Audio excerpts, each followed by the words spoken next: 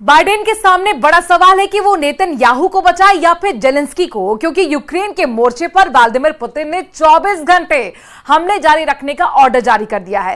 लेकिन जेलेंस्की का सबसे बड़ा खौफ इस वक्त रूस की सेना नहीं, बल्कि वो फाइटर जेट है जिसके बारे में बाइडेन ने बहुत बड़ी बड़ी बातें की थी।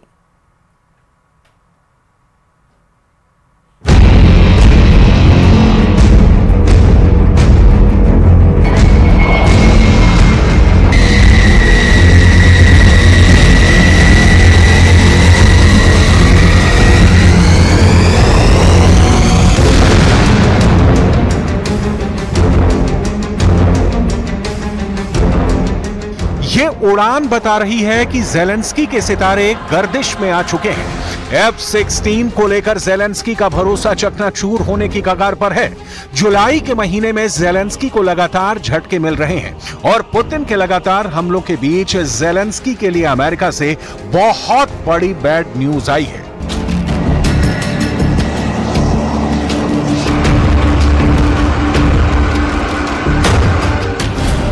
अमेरिका के बड़े अखबार वॉशिंगटन पोस्ट ने खबर छापी है, यूक्रेन को मिलने वाले अमेरिकी F-16 फाइटर जेट यूक्रेन को मिल भी जाएंगे, लेकिन उनका रूस के खिलाफ फेल होना फाइनल है।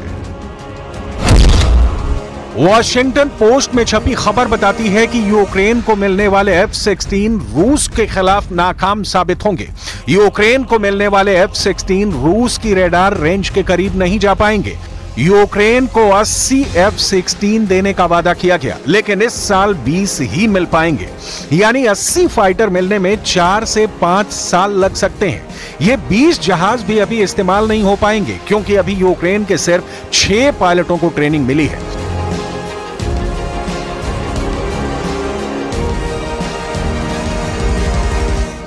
जेलेंस्की बार बार बोलते रहे हैं कि उन्हें 100 से ज्यादा F-16 फाइटर जेट चाहिए ताकि यूक्रेन की वायुसेना रूस से मुकाबला कर सके।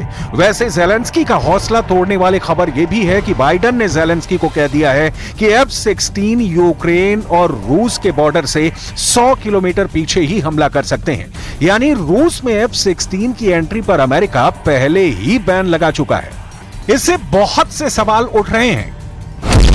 क्या जेलेंस्की की हार फाइनल हो चुकी है? क्या अमेरिका ने यूक्रेन के साथ बहुत बड़ी साजिश कर दी है?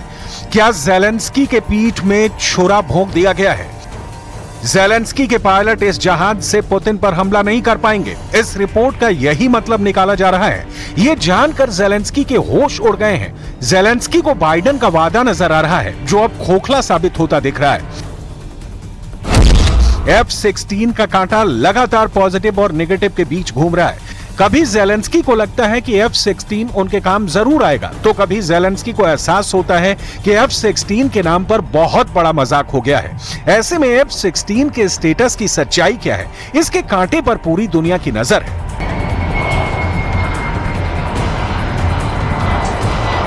F-16 को लेकर ताजा खबर ऐसी है जो जेलेंस्की को पूरी तरह मायूस कर देगी, बेचैन कर देगी। इसके पीछे एक ऐसी वजह है जिसे लेकर ना जेलेंस्की कुछ कर सकते हैं और ना ही बाइडेन के पास इस मुश्किल का हल करने का कोई रास्ता है। जुलाई खत्म होने को है, अगस्त का महीना शुरू होने वाला है। अगर आज की तारीख में भी यूक्रेन को F-16 मिला तो वो उसे दिसंबर के बाद ही उड़ाने के लिए तैयार हो पाएगा। यानी दिसंबर 2024 से पहले यूक्रेन को F-16 नहीं मिल पाएगा। कैलेंडर पर यह महीना देखकर बार बार जेलेंस्की परेशान हो जाते हैं, लेकिन उनके बस की बात नहीं कि वो इस विमान की डिलीवरी पहले करा पाए। दिसंबर से पहले यूक्रेन को F-16 मिलना मुश्किल ही नहीं, बल्कि तकनीकी रूप से नामुमकिन है। दिसंबर 2024 में जेलेंस्की को यह फाइटर जेट मिल भी गया तो वो इसे 2025 से पहले नहीं उड़ा पाएंगे।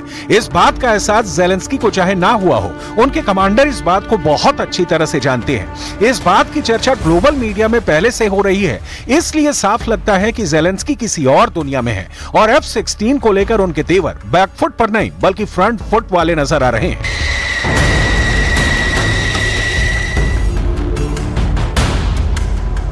Перший же український F-16 стане одним із найсильніших сигналів від світу, що Росія через її ж агресію лише втрачатиме, буде слабшою, ставатиме ще більш ізольованою.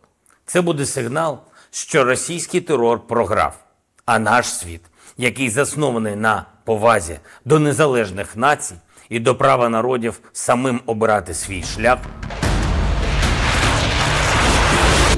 अब ऐसा क्यों है कि दुनिया का बहुत ही शानदार फाइटर जेट जो अमेरिका के कॉम्बैट एविएशन की इज्जत माना जाता है, उस फाइटर जेट से ज़ेलेंस्की रूस पर हमला नहीं कर पाएंगे? क्यों ज़ेलेंस्की के लिए F-16 एक ऐसा हथियार साबित हो रहा है जिसके नाम बड़े और दर्शन छोटे साबित हो रहे हैं? क्योंकि विमान को जल्दी हासिल करने से ज्यादा उसका फौरन इस्तेमाल करना ज़ेलेंस्की के बस की बात नहीं। ऐसा क्यों है? इसे समझना ज़ेलेंस्की के लिए भी बहुत जरूरी है, क्योंकि बड़ी बड़ी बातों से युद्ध नहीं जीते जाते। जंग में प्रैक्टिकल होना बहुत जरूरी है। इसीलिए लड़ाकू विमान सप्लाई करने के ऐलान से लेकर उसे उड़ाने और दुश्मन को मार गिराने वाली दिक्कतों के बारे में जान लीजिए, जो इस वक्त यूक्रेन के साथ है।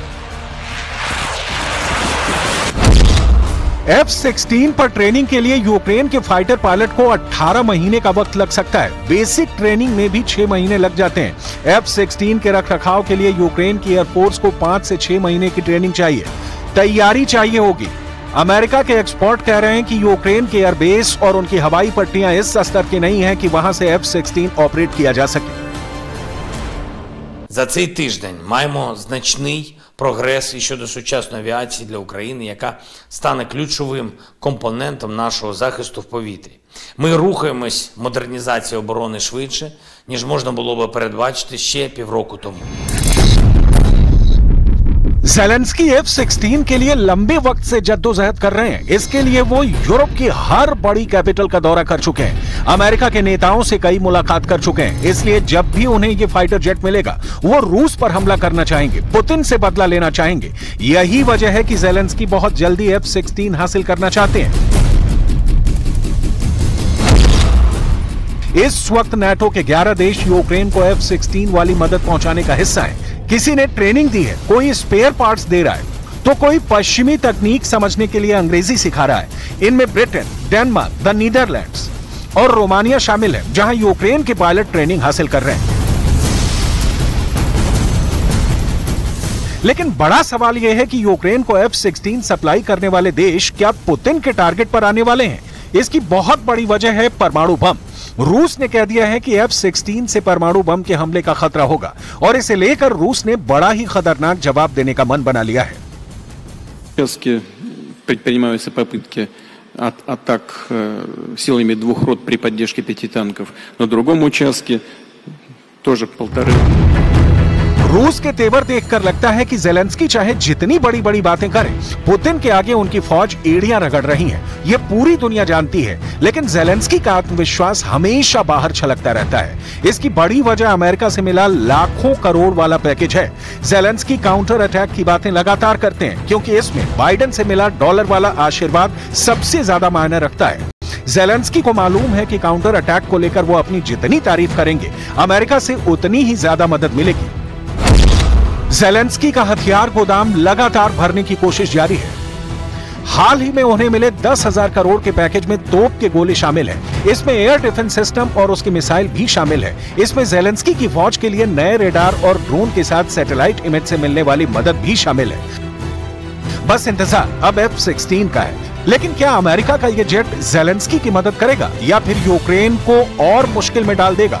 क्योंकि पुतिन तो कह चुके हैं कि जितने ज्यादा हथियार यूक्रेन को मिलेंगे, रूस उतने ही ज्यादा हमले करेगा।